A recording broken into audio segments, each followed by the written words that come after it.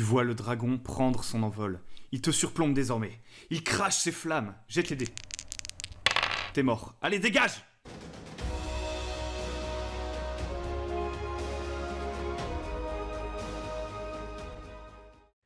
Bonjour à tous et bienvenue sur le bon MJ. L'une des questions qu'on peut se poser lorsqu'on débute en tant que maître du jeu est la suivante. Les PJ peuvent-ils mourir? Doivent-ils mourir? Et comment gérer la mort d'un PJ à la table? Il y a plusieurs réponses à ça en fonction de votre table, de vos joueurs, des jeux auxquels vous jouez, du style de jeu que vous aimez. Mais pour ma part, je vois le jeu de rôle comme une manière de raconter une histoire ensemble. Et en tant que MJ, j'essaye de créer un univers et des intrigues en fonction des envies de mes joueurs et autour de leurs personnages. Dans les campagnes auxquelles on joue actuellement, les personnages sont vraiment au centre. On crée des personnages détaillés et l'univers se construit un peu autour d'eux. D'ailleurs, hier, on a passé 5 heures à créer les personnages de 3 de mes joueurs. C'est vachement cool parce qu'ils ont plein d'idées, ils inventent des histoires, ils réfléchissent à comment ils vont interpréter leurs personnages, pourquoi ils sont ensemble. Et du coup, si leur personnage meurt, ça peut poser problème. Aussi, le jeu de rôle pour moi est un jeu coopératif, dans lequel tout le monde devrait s'amuser sur un pied d'égalité, autant le MJ que chacun des joueurs autour de la table. C'est pas un jeu compétitif, parce que si c'était un jeu compétitif, moi en tant que maître du jeu, je gagnerais à chaque fois, puisque je pourrais juste créer des monstres beaucoup trop forts et massacrer mes joueurs, et ce serait pas amusant. Mais même si c'est un jeu coopératif, j'ai envie que mes joueurs aient des challenges à surmonter. Et j'aime bien les combats, d'ailleurs, je joue avec les règles de héros et dragons qui sont quand même assez tournées vers le combat. Et dans les combats, on peut mourir tout simplement. Les héros peuvent périr et ne pas réussir à vaincre l'adversité. Le problème, c'est que si un des PJ meurt, ça peut me renvoyer face à ma responsabilité, qui est de faire que tout le monde s'amuse, et la mort n'est pas forcément très amusante. Et vu que l'histoire est construite autour des personnages, si l'un d'entre eux meurt, ça peut tout bouleverser. Et donc en partant de cette manière de faire du jeu de rôle, pendant très longtemps, la mort des PJ m'a posé difficulté, me faisait peur. Et en tant que maître du jeu débutant, je pense que c'est quelque chose qui peut aussi vous faire peur. Qu'est-ce que vous allez faire? Comment réagir? C'est de ça qu'on va parler dans cette vidéo.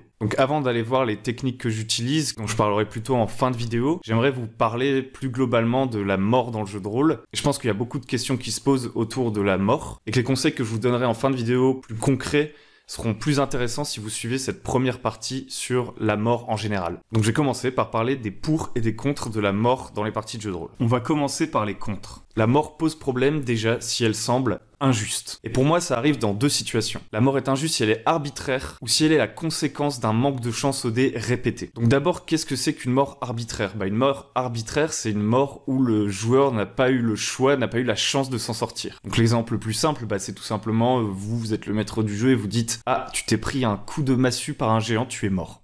Donc dans ce cas-là, je pense qu'on va tous être d'accord pour dire que c'est complètement naze, parce que vous avez juste puni le joueur pour une décision qu'il a prise, ou peut-être même pour rien. Pour moi, c'est pas en punissant un joueur qu'on lui apprend quelque chose, parce que je sais qu'il y a certains maîtres du jeu, si un joueur, par exemple, titille trop un adversaire surpuissant, ils vont juste lui dire « il te tue ». Et pour moi, c'est contre-productif, il faut suivre la règle et il devrait avoir une chance de s'en sortir, même si son adversaire est très puissant, vous devez laisser sa chance au joueur de tenter son action, quitte à être gravement blessé, voire mourir finalement, mais en aucun cas la mort ne devrait être juste la conséquence d'une prise de décision. Il faut au moins faire rouler les dés, à mon avis. Ensuite, la deuxième situation dans laquelle pour moi la mort peut sembler injuste pour un joueur, c'est quand les dés sont en permanence en défaveur de son personnage. Parce qu'il y a des fois des parties où tout simplement vous allez rater tout ce que vous entreprenez. Vous jetez les dés et à chaque fois c'est échec sur échec sur échec. Et pour moi la solution à ça, c'est d'intégrer de temps en temps des mécaniques qui ne reposent pas sur la chance, qui ne reposent pas uniquement sur le hasard. Ensuite, deuxième gros problème quand un personnage meurt à la table en cours de partie, c'est tout simplement que ça peut être une énorme perte de temps. C'est-à-dire que soit le personnage du joueur meurt et vous lui dites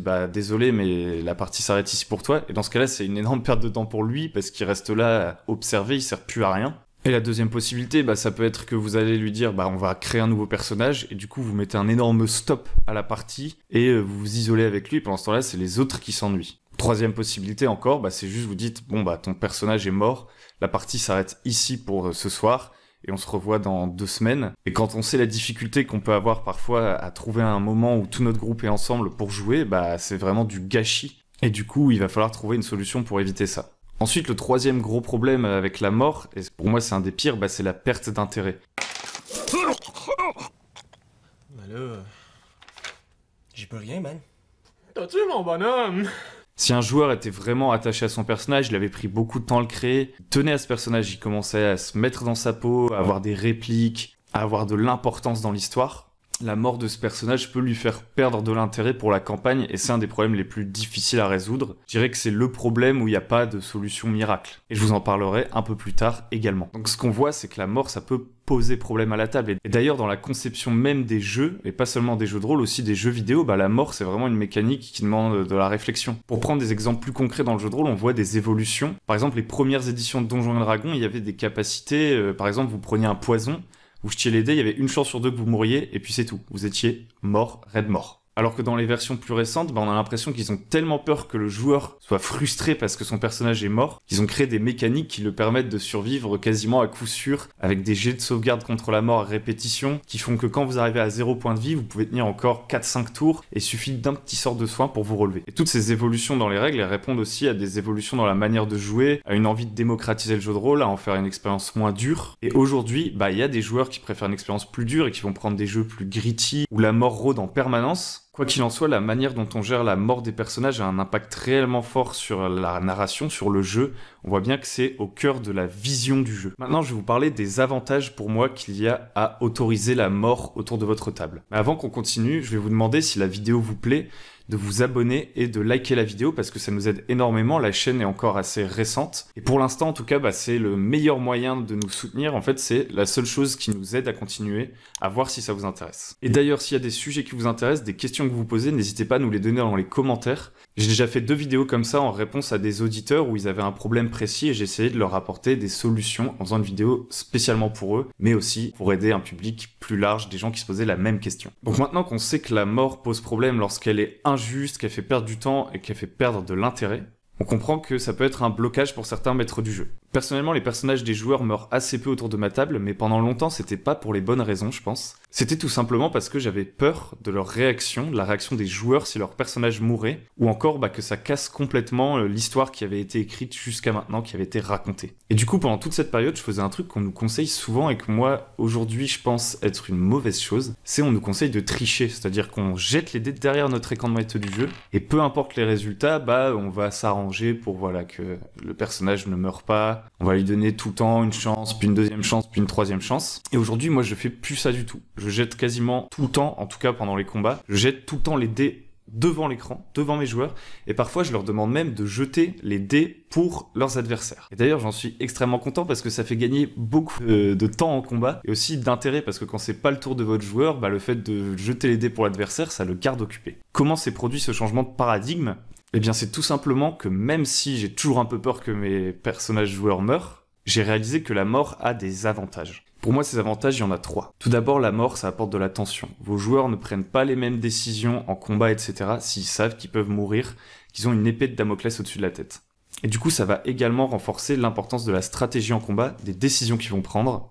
Et enfin, la mort est un élément très important d'une histoire. Si vous regardez Gladiator, ça aurait pas été la même chose si le héros à la fin ne mourait pas, qu'il se sacrifiait pas. Pareil pour Game of Thrones, je pense que ce qui fait que les gens se sont attachés à la série, c'est qu'il y avait en permanence cette tension, on se dit toujours peut-être que ce personnage va mourir, alors que dans d'autres séries plus blockbusters, par exemple les longues sagas où c'est toujours les mêmes héros, comme les films de super-héros par exemple, la tension est quand même, pour moi, je trouve bien moindre, parce qu'on sait que le héros va gagner à la fin dans tous les cas, qu'il va pas mourir. Et donc aujourd'hui, la mort rôde autour de ma table. Elle est pas omniprésente, c'est pas un jeu ultra mortel, mais elle existe, c'est une réalité. Et donc maintenant, je vais vous donner mes conseils pour gérer la mort, en reprenant tous les points que j'ai évoqués précédemment très rapidement. Donc d'abord, il faut pas que la mort soit arbitraire. La mort ne devrait jamais être l'objet d'une simple décision. Du coup, il faut toujours que la mort soit le résultat d'un jet de dés à un moment donné. Même si votre joueur niveau 1 décide de foncer sur un dragon de niveau 60 000, vous faites le jet de dégâts, etc.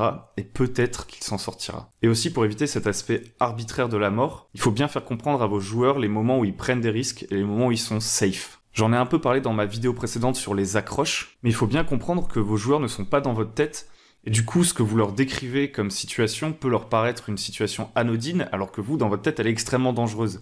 Et du coup, il faut que dans votre manière de narrer, de décrire la scène, vous fassiez comprendre aux joueurs que la situation est dangereuse, et que du coup, s'ils décident de se battre ou de sauter au-dessus de ce ravin, etc., ils risquent de mourir. Deuxième chose qu'on veut éviter, on veut éviter les morts qui sont juste le résultat de la malchance, à mon avis. Et donc pour ça, quel que soit le système de jeu, j'intégrerai une mécanique de point de destin. une mécanique qui m'avait vachement séduite quand j'avais découvert Warhammer quand j'étais petit. C'est-à-dire que vous allez intégrer des jetons que vos joueurs vont gérer comme des ressources. Si à un moment donné, un de vos joueurs a une très bonne idée, il peut utiliser un jeton pour influer légèrement la narration. Si à un moment donné, un de vos joueurs veut tenter une action particulièrement héroïque, il peut utiliser un jeton pour augmenter ses chances de réussite. Mais surtout, si à un moment donné, un de vos joueurs doit mourir, normalement selon les règles, il peut utiliser un jeton pour trouver une raison de survie quelconque. Ça n'empêche pas qu'il pourra peut-être tomber inconscient. Ça va pas toujours être facile de trouver une raison logique, il va falloir en discuter ensemble, mais je pense que c'est un bon moyen de montrer à vos joueurs qu'ils sont des héros, et que du coup ils ont plusieurs chances de survie, et que la malchance au dé seule ne va pas déterminer leur destin. Et aussi un second truc que je mets en place maintenant pour mes premiers épisodes de campagne, c'est le prologue. Et en fait le prologue, ça sert à éviter que les personnages meurent trop facilement au niveau 1. Parce que dans le système que j'utilise, qui est Héros et Dragons, qui est inspiré de Donjons et Dragons 5e édition, au niveau 1, les personnages peuvent vraiment mourir très rapidement sur de la malchance au dé. Et du coup, le premier scénario que je vais faire jouer, c'est donc un prologue. C'est-à-dire que les personnages jouent un de leurs souvenirs, donc avant que l'histoire commence, et du coup, dans ce premier épisode, ils ne peuvent pas mourir. Par contre, ce que je fais à l'inverse, c'est que pour la suite, je modifie la règle des jets de sauvegarde contre la mort, parce que je trouve qu'elle donne trop de chances de survie aux personnages, et que du coup, ça enlève de la tension. En contrepartie, j'intègre des points de destin. Je pense là dans ma campagne future en intégrer 3 qui pourront regagner mais vraiment extrêmement rarement et qui leur permettent à un moment où ils auraient dû mourir de tout simplement se sauver. Ensuite, pour éviter la perte de temps occasionnée par la mort des personnages, il n'y a pas de solution vraiment satisfaisante. Ensuite, si un personnage meurt dès le début du scénario, vous pouvez tout simplement lui confier un PNJ à interpréter jusqu'à la fin pour pas qu'il s'ennuie, ou alors dire qu'il a juste une blessure grave, que ça ne signe pas la fin de l'histoire de son personnage, mais qu'à la fin du scénario, on jettera des dés pour voir si il survit à ses blessures ou s'il finit par en mourir. Et comme ça, vous pourrez peut-être jouer une scène un peu dramatique autour de son lit de mort, mais il aura quand même participé à l'aventure et il se sera sacrifié pour l'équipe. Ensuite, vous voulez éviter que la mort du personnage d'un de vos joueurs n'entraîne une perte d'intérêt de celui-ci pour votre campagne, notamment, s'il avait un personnage auquel il tenait vraiment. Donc là, je pense que réellement, il n'y a pas de solution miracle, mais ce que je vous propose déjà, c'est de ne pas lui donner un second rôle et de considérer que voilà, maintenant, il a raté sa chance et maintenant ce sera juste un suivant des héros. Deuxième chose, je vous conseille de lui permettre de recréer un personnage du même niveau que le reste du groupe avec des capacités tout aussi intéressantes, de pas le faire recommencer de niveau 1 ou je sais pas. Et l'objectif, ça va tout simplement être de faire travailler ses méninges, les vôtres, et peut-être même de faire participer le reste du groupe pour trouver une solution intéressante, un personnage qui s'intégrerait bien au groupe, de manière naturelle, qui s'intègre bien à la narration. Et ensuite, il y a une troisième possibilité, je pense, c'est de lui proposer de jouer un PNJ important, PNJ auquel il a accroché, que tout le monde trouve cool dans l'équipe et qu'ils aimeraient bien voir plus souvent dans l'histoire. Et donc du coup, vous allez dire à votre joueur, maintenant tu vas incarner ce PNJ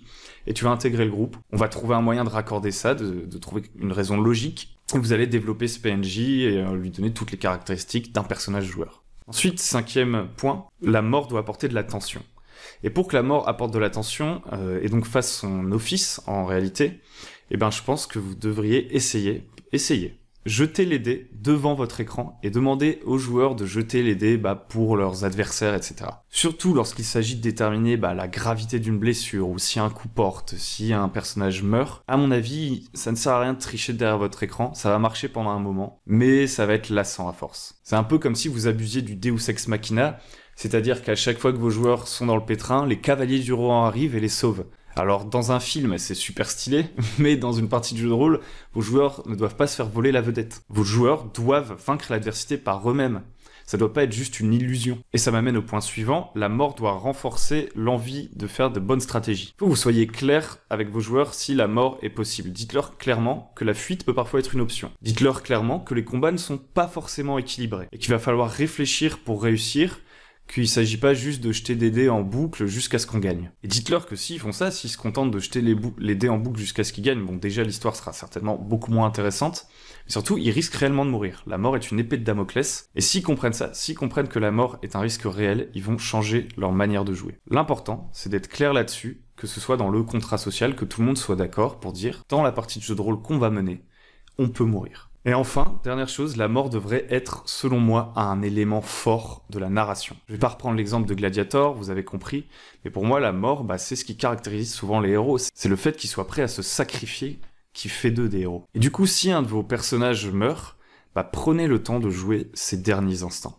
Prenez le temps de jouer ces dernières paroles. Pensez à cette scène où Aragorn recueille les derniers mots de Boromir. C'est quand même une scène forte. Jouer la mise en terre du héros, laisser le reste du groupe lui construire une sépulture respectable. S'il meurt en plein pendant un combat, ça peut être aussi intéressant de pas juste dire « tu es mort ». Laissez-lui une dernière action, un acte héroïque qui va pouvoir mener un dernier jet de dés, quelque chose qui va rendre cette mort mémorable et qui va graver ce personnage dans la mémoire de vos joueurs et du monde dans lequel vous jouez. Donc voilà pour mes conseils. Et j'aimerais vous dire que depuis que je fais tout ça, mes joueurs ne meurent pas nécessairement beaucoup plus autour de la table. Alors c'est peut-être qu'ils sont plus prudents, je pense qu'il y a un peu de ça. Ils se protègent les uns les autres, en général ils coopèrent plutôt bien. Et peut-être que c'est moi aussi qui fais des combats trop faciles, je ne sais pas, ou qu'ils ont trop de chance au dé, j'en sais rien. Mais rien que le changement de vision, ça change tout. Le fait d'arrêter de tricher, pour moi, ça a été une libération. Maintenant je me dis, les joueurs, ils ont leur histoire en main et c'est quand même beaucoup plus cool. J'espère que cette vidéo vous a plu, likez-la, abonnez-vous si c'est le cas. Dans les commentaires, posez-nous des questions. Dites-nous aussi comment vous gérez la mort d'un personnage autour de la table. Comme d'habitude, je vous invite également, si ça vous intéresse, à vous rendre sur notre site www.lebonmj.com. Vous allez trouver un guide pour les maîtres du jeu débutants avec plein de conseils pour trouver des joueurs, créer un premier scénario, rassembler le matériel, etc. Merci encore pour votre soutien et je vous dis à très bientôt sur Le Bon MJ.